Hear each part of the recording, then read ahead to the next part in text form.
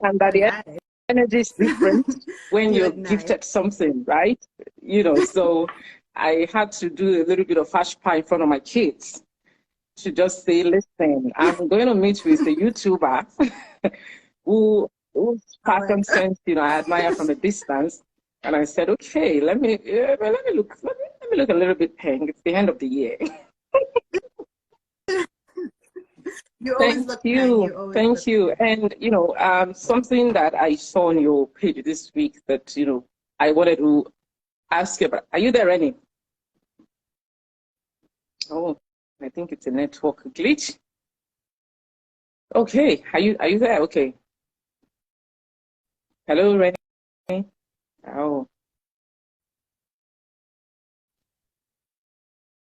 okay. Can you hear me? Okay, that's Yeah, sorry that's about fine. that. Yeah, so I said I saw your some of your videos, your trip to Lagos. And the one that I paid attention to is the one about the restaurant because I'm a foodie. So I sent the link to a Yeah. friend who is going to be spending Christmas, in Lagos, to check out those restaurants. So how was the experience? How was it like? Lagos was fun. I hadn't been since 2018, so it was a long time that I'd been. It was really good to see my grandparents again and then just to be an Oh, adult in the city for once. And I had a really good time. Like, I enjoyed Lagos so much. The restaurants, I would say they're hit or miss, you know? Some of them, they just focus on the restaurant looking pretty, but they don't really focus on the, the taste of the food. So yeah, that's disappointing. But for the most part, I had some really good food there. And also had suya, it's the quality quality suya suya while I for was me. there.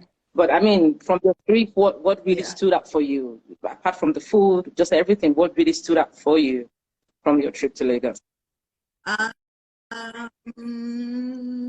think okay. One thing, no negative thing was the traffic. I was like, oh my gosh, like I knew the traffic was bad, but actually sitting in it for 3 weeks every day was yeah, it was not good.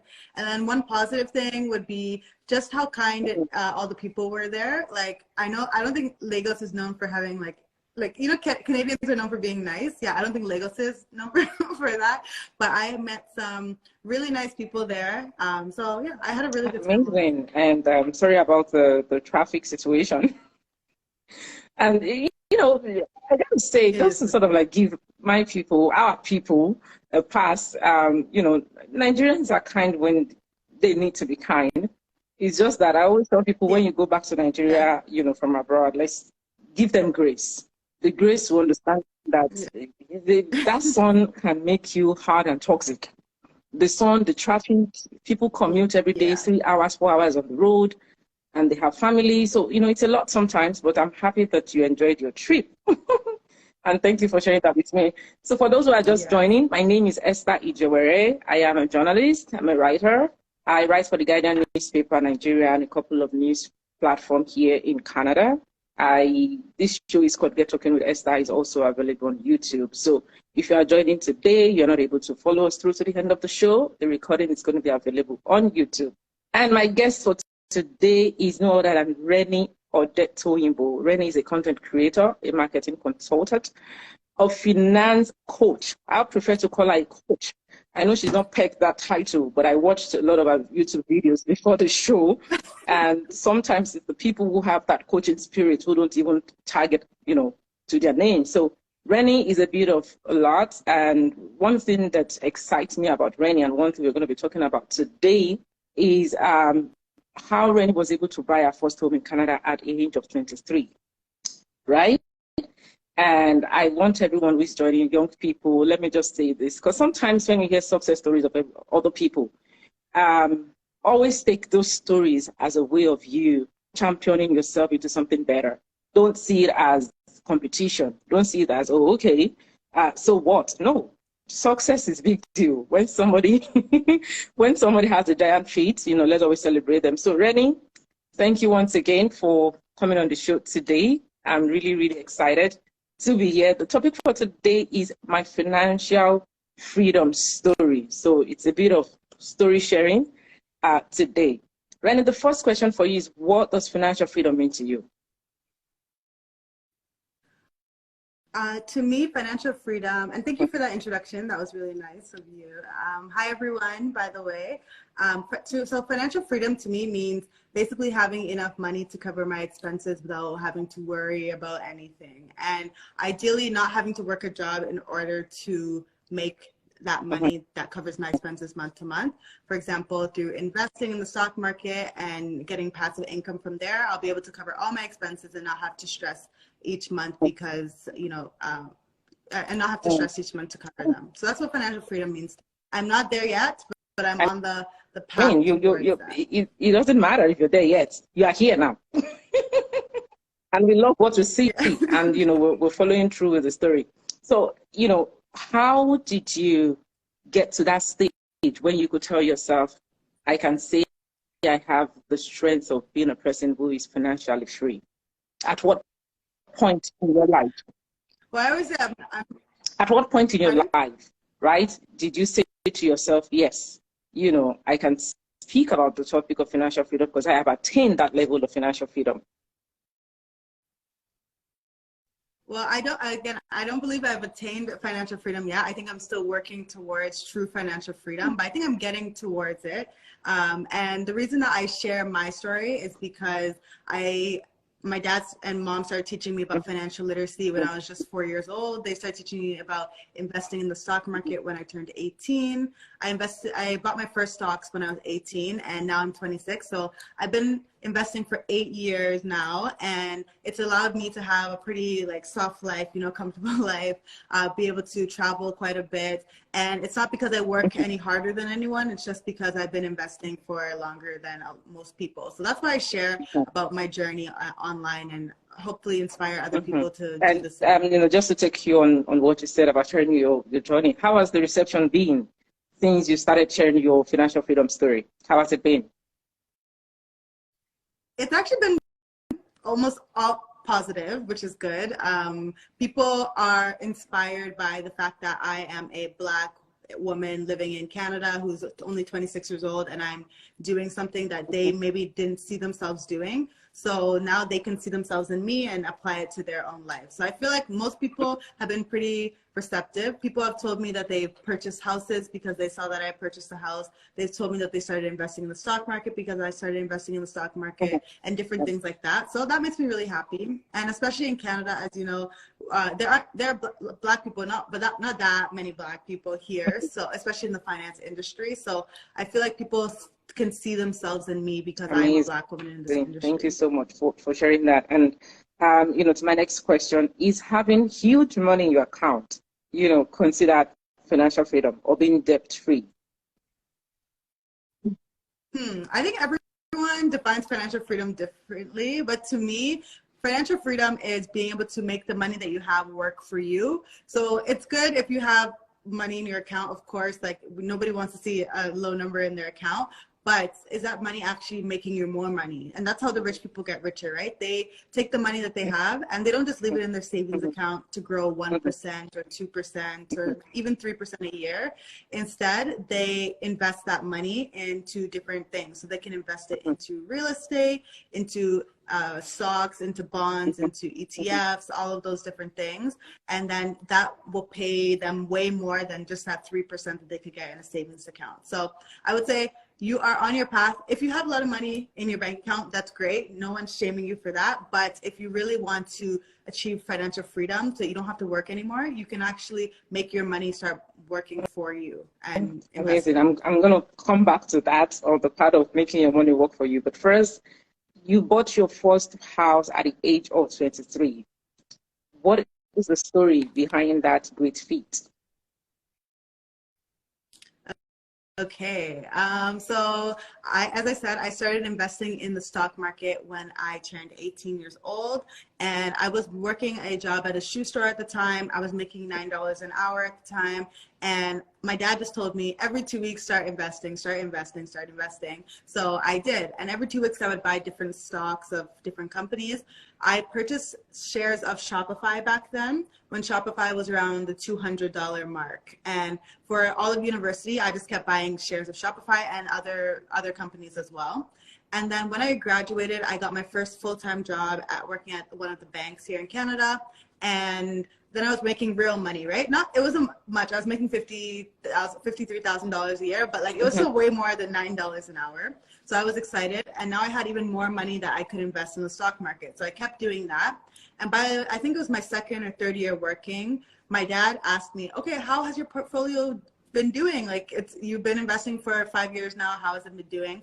And I showed him my account, and he was like, oh, no, you can't just keep this money here. You need to invest it in something else.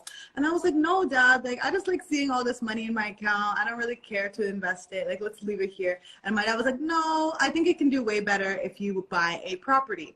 So I was like, what? I'm only 20 at the time, 22. Like, what am I doing buying a property? There's no need for me to buy a property. Because my thought was, oh, people buy properties when they're getting married and, you know, like they have a partner, they go and buy a property. But my dad was like, no, you don't need that. Just go and buy a property. So I met up with a real estate agent, and he took me around to different cities across Ontario, way outside of Toronto, because Toronto's pretty expensive, but like London, Ontario is where I actually purchased my house. And yeah, he showed me a bunch of different houses. There was a pre-construction property that I liked that would be ready 1 year later. So I put down my deposit that day, and then 1 year later in 2020, I closed on my first property, and it was, I believe, $345,000 at the time when I closed on my property. Now it's around $650,000 just 2 years later. So it was a great investment, and I'm glad I decided to listen to my dad and his pushing. I actually followed through with it because I'm kind of hard-headed, so I'm glad I listened. And how did you feel the moment you finished paying for your property and you had the keys in your hands? How did that, in that moment, how did you feel?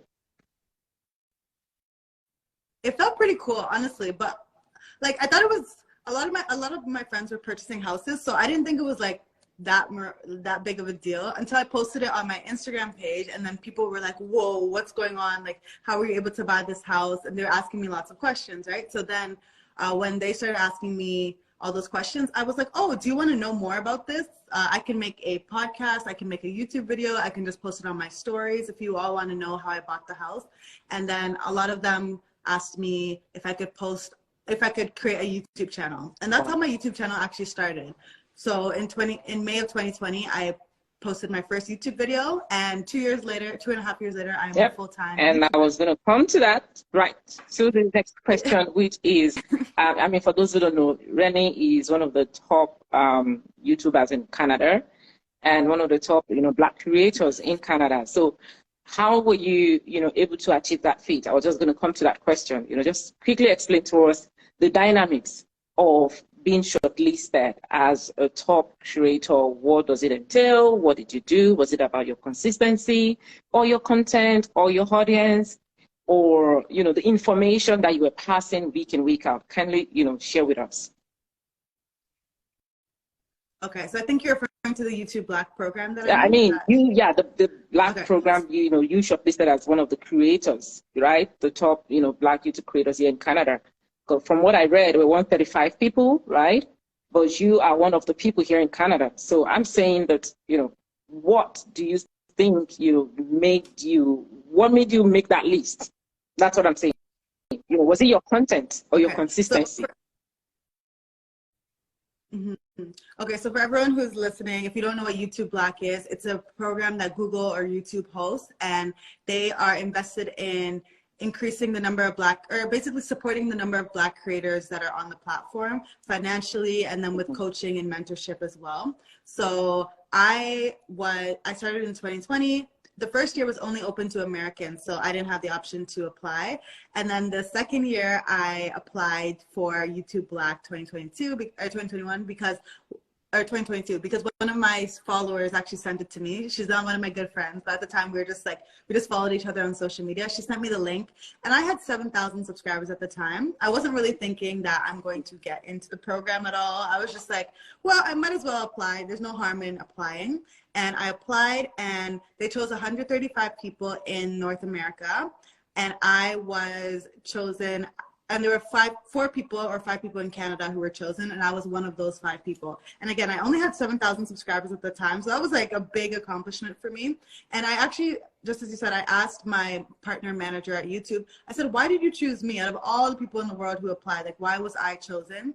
And they said it was my consistency, as you said, but also the content, because there are not many Black people in this space at all, especially in the finance space, especially Canadian Black finance YouTubers, and a woman on top of that. Like, I was a very niche creator, and they said they liked the production quality of my videos. They liked that I had an engaged community. And also, again, the consistency was something, because I posted every single week. Even while I was juggling my full-time job, I posted every single week. So I think maybe those are some of the reasons why. But yeah, I think it really has to do with the niche that I'm in, and the fact that there's really nobody else in this space, on YouTube at least, that's doing the same thing. Up until now, I mean, there are no people doing the same thing till now. There are other people who may be of other races, but I don't know if I know any Black women in Canada who are doing the same thing. And that's big deal. And that's actually a big deal. You know, I mean, just hearing you, you know, talk about it. So I wanted to ask, what was your first content on YouTube like? That very first content, what was it like? Did you have a niche at the time you started the channel? So people have always called me Reni the Resource, which is like, because I always just shared like interesting things that like if I saw a job posting, I would share it on my story. If I saw a cool scholarship, I would share it on my story. So like a few people would call me that. So I was like, okay, my niche is going to be sharing resources essentially on my channel. And yeah, that's what I've been doing. So my first video was a get to know me video, and basically introducing who I am to my future audience. I look back at that video and I kind of cringe, like, why was I screaming on, like I was speaking so loudly. The video quality wasn't the best, but honestly, like, I'm never going to take it down because it's a reminder of where I started. And then after that, I started posting my finance content and sharing how I bought my first house. So yeah, I started off with just an introduction video and then got right into what people were asking me. And people have so many questions, so it's pretty easy to come up with topic ideas. What advice would you give to somebody who, you know, is on YouTube and, you know, trying to find a niche or trying to just create a balance where they can be seen on YouTube? Because one thing I've discovered is that, you know, being seen on YouTube is a challenge for a lot of people who are just starting out. So was it your content that helped grow your audience, right? Or was it your consistency? You know, so what do you think worked for you, and what advice would you give to a person who just wants to start out on YouTube, or someone who already has a channel on YouTube? Yeah, I think it's a mixture of a lot of things. So you need the content and the quality content at that. You need that. You also need consistency, because you want your audience to know that, okay, if you post this week, you're also going to post next week, you're also going to post the week after, or whatever consistency you can keep up with. But I think two of the most important things were that I built a community. So I essentially was always responding to my the people who were, I've seen Sonia in the comments saying her content, her consistency, her sense of humor, and her beauty. Thank you, Sonia. But I think the fact that I built a community and I was respond to every single message that someone commented. So people knew that if they were going to comment and engage in my content, then I am going to respond back. And then, you know, it makes for good community building. And the last thing I did, which I think this is the main thing, is sharing my content. A lot of people think that, a lot of creators think that their friends and their family members are going to share the content for them, because, you know, you expect your friends and family to support you. But honestly, if you're going to become a creator, you just need to forget about that. Like, your friends and family are not your target market, so you don't expect them to be the ones who are always sharing your content. You first need to share your own content, and then the people who like your content will gravitate to your content, and then they will start to share it. So what I would do is I would share my content on WhatsApp, on Instagram, on Twitter, on Facebook, every platform possible, because I'm going to be my biggest supporter until there are people who support me even more, right? So I would take the best 10 seconds of the video, for example, or 15 seconds or 1 minute, and I would post it on Instagram as a short clip to entice people to go from my Instagram page to my YouTube channel, or from my Twitter to my YouTube channel. And that's how you start getting people to really engage with your content. But yeah, it takes some time. And Sonia said Pinterest too. Yes, Pinterest got me a lot of followers because Pinterest has the ability to go viral very easily. So I would definitely posting on Pinterest as well. But I think resharing your own content is super helpful and will help you go far. I totally, agree with you. Speaking of, your energy and the fact that you said you are your own hard person, aside from Sonia here, who is doing an amazing job hyping you. Sonia's a real one. I'd say that, Pinterest is really good. And that's something I'm going to take out of this conversation today as well, to create a Pinterest account, because I would rather go there and read stuff. And, it's the energy for me, you sharing your stuff. And that's something that I do. And I tell people, listen, when you have a dream, it's not going to make sense to a lot of people. But as long as it makes sense to you, keep pushing. Right? Once you have the audience, let our audience, draw them into what you do. So, amazing job, Reni, on that note. And, at what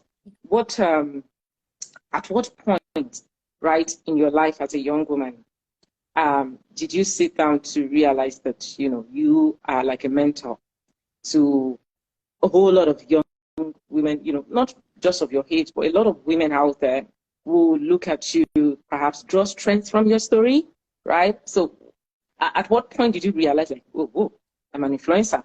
Whoa, I've got to be careful with the content. That moment happened to people like, wait, I cannot share this again on social media? Really? I can't do my stuff again, right? So at what point did you, have that realization that, come on, now I'm not just Reni. I am Reni, who is a support for a lot of people. A lot of people look up to her. At what point? Funny enough, I feel like I've always been taking like a leadership role and been influential, if you want to call that, even before I had a platform. So I was always pretty cautious of what I posted online. I was never posting anything that I wouldn't want other people to see, because I mentored people through my work before I ever had a platform. I always mentored people through, like, when I played soccer, I was mentoring people. Through school, I was mentoring people. So I think I always had that energy towards me where like everything I do, someone may take it and run with it. And so and then I guess, I don't know, when I became an influencer or content creator, I'm not sure what the turning point was that I realized, but yeah, again, I've always had that mindset that everything I do is public and it's on the internet, so I should probably be careful about what I put out. Amazing. And I can see on your website that you offer quite a number of services beyond what people know. Do you want to talk about that? Speaking engagement, hosting webinars, LinkedIn revamp, kind of touch on that, for those who might want to connect with you. Sure. So I offer a variety of services. For example, content creation would be the main one. If you have a company that you want me to promote on my social media platforms, I can do that. So I have a hashtag called Reni Rated, and Reni Rated is essentially the products that I love and I stand behind. And anybody who follows me knows that, like, I don't play. I'm very honest with my reviews of pretty much everything. You've seen the food reviews. I'll tell you if the food isn't good. So my audience really trusts my opinion when I say something is Reni Rated. So brands will pay me a lot of money in order to promote their brand and say that it is Reni Rated. But of course, I only take on brands that I truly believe in. So that is one of the main services. I've worked with brands such as Wealth Simple, such as Simply Financial, such as Lemonade Finance, a lot of different companies, and they don't have to be in the finance niche. So if you're watching and you would like me to promote your business, feel free to email me at contact@renitheresource.com. I also do speaking engagements. So if you would like me to come to your organization to speak about, for example, investing in the stock market or how to negotiate your salary or different topics along those lines, I do have that as a option. So you can also email me at that email and learn more. I have spoken at lots of different organizations, from groups that are 20 people to groups that are 500 people. So whatever size audience, I can do it.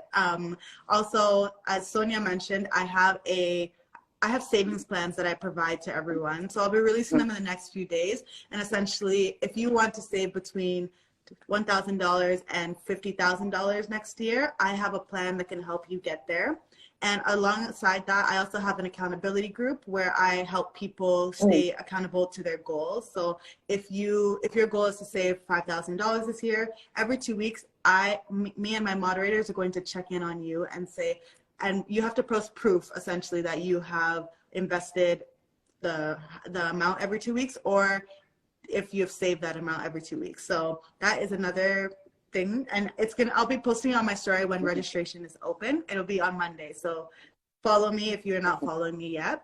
And then the last one would be LinkedIn revamps, and LinkedIn revamps are essentially so LinkedIn, if you don't know, it's like a social network for finding to network with other people. And I have found all of my jobs through LinkedIn. So since 2015, I have not had to apply for a job because of networking and LinkedIn. So I always tell people, optimize your LinkedIn to get more recruiters reaching out to you. I am not looking for a job. My open to work is turned off, but for the last year, every week I get recruiters reaching out to me saying, would you like to work here? Would you like to work here? Would you like to work here? So I want the same for all of you. So if you want, I can help you revamp your LinkedIn profile, but I also have a free video that will help you revamp your LinkedIn profile. I'm just here. If you don't want to do it yourself, I can do it for you. So those are the different services. Amazing. And I know you might not want to mention how much you charge. Just give people an idea of what the charges looks like, for LinkedIn revamp, for example. Yes. So the LinkedIn revamp is $300 plus HST, which comes with a full revamp of your profile. For speaking engagements, it depends on what it is, but typically starts at $1,500 per hour. For content creation, it really, again, it depends on what you would like as well, but you can always email me and I can quote you more. Amazing. You see, she's not just making money. She's also helping other people, right? Make money, and that's really fantastic. I think I might have a couple of people who need your services with LinkedIn revamping. I think a lot of us also, because when we're on a lot of social media platforms, it's hard to focus on one place. That's one thing that I'm also trying to do. So LinkedIn is part of my goal for 2023. So I'll definitely reach out to you privately and, just sort of like, discuss with you and see how that can happen. So do you mentor people directly? Because somebody asked me before the show to say that they would love for you to mentor them and they want to know if they can reach out to you. So I just thought I should ask you that live. Yeah. So I currently have 3 mentees who have all reached out to me directly asking for a mentorship. And I don't know if I have capacity for more mentees at this point in time. So they can reach out and I will see. But yeah, I don't really have capacity to take on a lot. Yeah, I mean, that's fine as long as your mentees are getting the value. I tell people mentors cannot overstretch themselves because they have to be available for you. And they also have to be available for themselves. So if that time is not there, you are going to get frustrated. But a person can only give what they have. So Reni, I just want to go back to the issue with, not the issue, the news of you, the good news of you buying your house at 23. Now, for a young immigrant, especially students who come here, I'm probably watching right now and saying, okay, this doesn't look like something that I can achieve. How can I buy a house? Right now I'm a student. I'm paying, I'm not on scholarship. I'm paying this huge money. What does the future look like for me? We all know what, the housing sector right now is in terms of buying properties. It's expensive. Yeah. The interest is off the roof. What advice would you give to, immigrants, especially from Nigeria, where we're from, who, are in Canada, intend to come to Canada, and what would you tell them? Okay. So, okay. One, I think that we have put home ownership on such a huge pedestal, and a lot of times we think we're not accomplished if we don't have a home.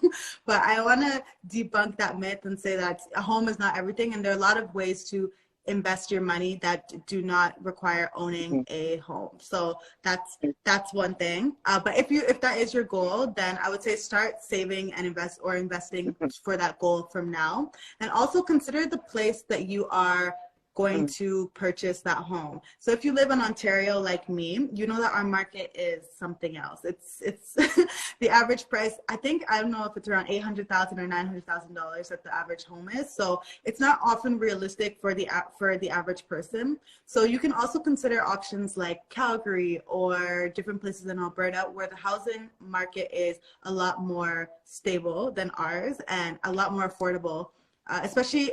And one thing I would suggest is if you live here, you can consider still living in Ontario, because a lot of us want to live in Ontario, but you can purchase a property in Alberta and then rent that property out and still make that passive income on a monthly basis. However, you're still living in the province that you really want to live in. So that could be an option. But yeah, it all depends on you and what you're aspiring for. I would say start now from where you are. As I said, I started when I was making $9 an hour. And by the time I was 23, then I was able to, and working a big girl job, then I was able to actually, purchase a house. So it took me 5-6 years. And if you have, I say start now, because people think that, I'm only working a minimum wage job, it's not meaning much, but saving something is better than saving nothing. So start Amazing. From where you are. And a couple of people have said it about your honesty. I like the fact that you're not sugarcoating anything, you're not trying to embellish it, and there is no aspire to perspire, like they say in this conversation. So, and I love the way you answer the question, which is, don't make house a priority. If there are other things you want to invest in, do it. You can be in a rented apartment and have investment. Some people are in rented apartment and they have condos, right? And they're making money off those condos and they're fine, So I'd say run your race, right? When I bring my guests, yes, please go on. Sorry, one thing I want to add was that a lot of people are going house poor, they're buying a house because it's a status symbol and they want to own a house, but then they're actually house poor. They month to month, they can't afford to enjoy their life because all their money is going towards their mortgage payments or just to maintaining the house. So ideally, you don't want to be in that situation. You want to be living in abundance rather than house poor. So remember, a house is great. I'm not saying it's not great, but it's not everything in the world. And I heard that house poor thing for the first time 2 weeks ago, when somebody who lives in Oakville, found herself in a situation where she couldn't meet up with the mortgage because she lost her job. And it was really bad, And the questions folks in her circle asked her, why? Because, did you check out yourself before you bought the house, right? For you, it's better because you know where the cash is coming from, right? You can, okay, this is where my money is coming from monthly. But then when you work for people, they can downsize. That company can fold up. And what happens to the mortgage? You're not able to meet up, then you become house poor. So you're just an owner in front of people, but deep down, you're depressed, you're sad because you're not living well. So as Reni has said, please, this is a session to share our story, but remember that everybody should run their race. So if you're going to watch this on YouTube or anywhere you're going to see this, I just want to encourage you, run your race. Everybody's race is different. This is Reni's story, and she has shared with us today. Reni, what's your advice for people who, in 2023, if you were to advise people for 2023, in terms of their financial goal, what should they chase? What should their financial goal look like, for 2023? I feel like that's very hard to say because everyone's financial situation is different. I just released a podcast episode on my YouTube channel and on my podcast called "Don't Go Broke Trying," and the latest episode was about 6 things to do to prepare your finances for 2023. So maybe if you want to watch that or listen to that, that would be very helpful for you. But I guess your goal would depend on what stage of life you're in. I would say if you have debt, the goal would be to become debt free, ideally, depending on what kind of debt. If it's your mortgage, you're probably not going to become debt free now. But if you have credit card debt, I would say instead of focusing on investing, instead of focusing on saving, getting debt free would probably be your priority for 2023. Sonia said catch flights, not feelings would be her goal for 2023. And I think that's important too. Like make sure that you're prioritizing your enjoyment as well. So we have our financial goals, but one of my goals, for example, would be to visit 3 countries next year. So I'm going to be saving towards that. So I'm not going into debt in order to fund those goals that I have. Another thing that you can focus on is investing. So some people want to invest their first $1,000 next year. That would be something that you can focus on. And again, it would help your money make money for you instead of just saving in a savings account. So yeah, those are a few things that you can definitely think of focusing on for next year. Thank you so much. Listen, Sonia, I am a PR girl and a PR consultant, but what you've done in 30 minutes, girl. Right? Thank you, Sonia. And actually, Sonia is one, I was saying people in Nigeria are so nice. So when I came to Nigeria, Sonia messaged me and said that she would like to go out with me. So we both went out, and yeah, so she's one of the amazing people that I met while I was great. in Lagos. I didn't even know she's in Lagos. Man, I love your energy. So thank you so much, Sonia. You obviously entertained everybody, on this live session today. And I love your positive energy and the fact that you believe in Reni. And that's, she just said that's my girl. I don't know if you've not considered, a career. I don't know what you do. You might want to consider a career in the media, right? Or be an influencer. So Reni, thank you so much, for the session. For those who have questions, regarding finances, investment, go on Reni's YouTube channel. She just said she has a video hub for 2023. And aside from that, you can ask her questions directly. For those who, message me to say they would love for her to mentor that. She's just explained now that the table is full, right? But then it's okay to message her kindly without expectation. And if there's an opening, or she probably would put you on a waiting list for that. But beyond that, I might be bringing Reni on in 2023 again, just for us to check out the year, maybe what that looks like, financing and all that. Maybe touch on a different topic, have people join us, to discuss their own financial challenges and, how they can go about it. So Reni, thank you so much for your time. This was a very cool, precise, short, and straight to the point session. And I like it. So thank you very much for your time. I appreciate it. For those who probably want to watch this, please go on my YouTube channel, Esther Ijewere 4. I am also going to tag Reni on the video when I post it online. So I'm just going to post that here at Esther Ijewere. It's just my name as it appears. Kindly follow if you can. So then I'm just laughing at Sonia's comment. She's so sweet. You got on. Yes, I saw the Business Insider feature actually.